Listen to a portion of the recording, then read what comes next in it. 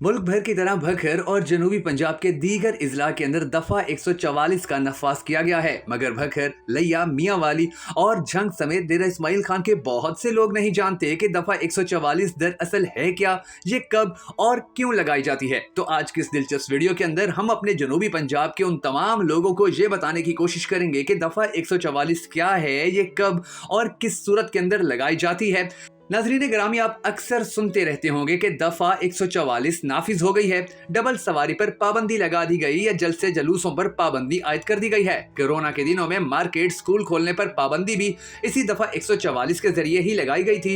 ये सब कुछ दर हकीकत ज़ाब्ता फौजदारी की दफा 144 तहत गवर्नमेंट करती है। दफा 144 एक खास किस्म का कानून है जो इमरजेंसी माहौल में खास इलाके, शहर या जगह पर नाफिज कर दिया जाता है। इस कानून को अंग्रेज दौर में आजादी की तहरीक रोकने के लिए अंग्रेज सरकार ने बनाया था। इस कानून के तहत आजादी की जिद्दोजहद करने वाली तहरीकों को कुचला जाता था।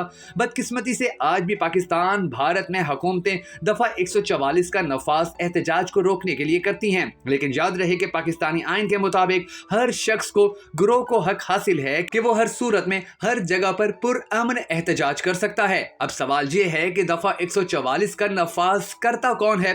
तो नाजरीन ग्रामी, दफा 144 को सूबाई हुकूमत, जिले नाजिम अपने जिला की हद तक, और अगर जिले नाजिम नहीं है तो डीसी जिला के खास इलाके में नाफिज करता है। लेकिन अब निगरान हुकूमत ने इसका अख्तियार डिप्टी कमिश्नर्स को दे दिया है।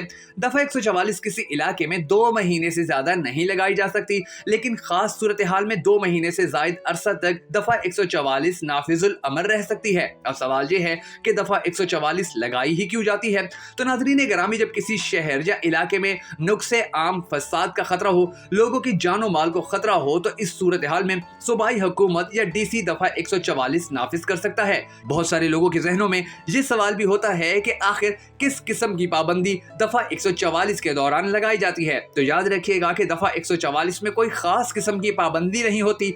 इसके मुताबिक, हालात के मुताबिक मुख्तलिफ किस्म की पाबंदियां लगाई जा सकती हैं। मसलन अगर नुक्से आम, दहशत गर्दी का खतरा हो तो जलसे जलूसों पर पाबंदी हो सकती है, लोगों के इकट्ठे होने पर पाबंदी हो सकती है, डबल सवारी पर पाबंदी हो सकती है और दुकानें खोलने पर पाबंदी लगाई जा सकती है। फोक के दौरान फिजाई आलूदगी कम करने के लिए मुख्तलिफ इलाकों में कूड़े को आग लगाने, ईंटों के भट्टे चलाने पर पाबंदी लगाई जाती है। बसंत के सीजन में पतंग डोर के इस्तेमाल पर पाबंदी के लिए दफा 144 नाफिज कर दी जाती है। गर्ज के हर वो पाबंदी जो कि इस इमरजेंसी के दौरान लोगों की जान और माल के तहफ्फुज के लिए जरूरी है, इस दफा के तहत लगा दी जाती है। 4 से ज्यादा लोगों के इकट्ठे होने पर पंजाब भर में पाबंदी लगा दी जाती है। दफा 144 की खिलाफ वर्जी करने की सजा क्या है, ये भी सुन लीजिए। ताज़ीरात पाकिस्तान की दफा 188 के तहत दफा 144 की खिलाफ वर्जी की सूरत में सिर्फ 1 महीने से लेकर 6 महीने तक कैद की सजा और जुर्माना भी हो सकता है। हमें हमेशा कानून की पासदारी करनी चाहिए, क्योंकि एक महज़ब माशरे की तश्कील कानून पर अमल दरामद के जरिए ही मुमकिन है। और अगर आपको हमारी ये इन्फॉर्मेटिव वीडियो पसंद आई हो तो इस वीडियो को शेयर करके